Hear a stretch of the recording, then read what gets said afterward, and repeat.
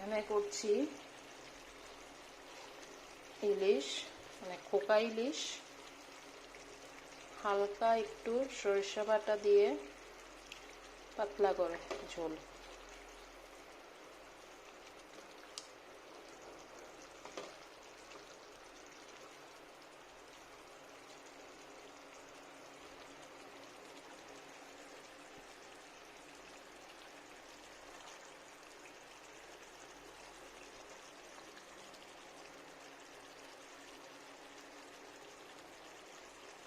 হয়ে গেছে, নামিয়ে নেব।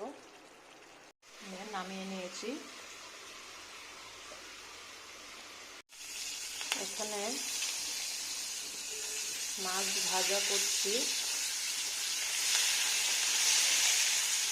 মাছটা হালকা ভেজে ফেলেছি।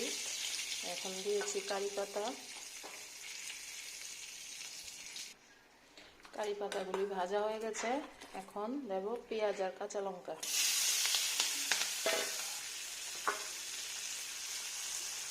মাছগুলি দিয়ে দেব।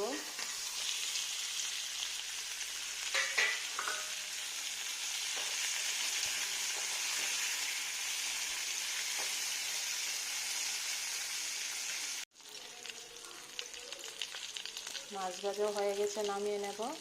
এইভাবে মাছ ভাজা খেতে খুবই ভালো লাগে। কারি পাতার একটা ফ্লেভার থাকে, ভাজা পেঁয়াজের একটা স্মেল।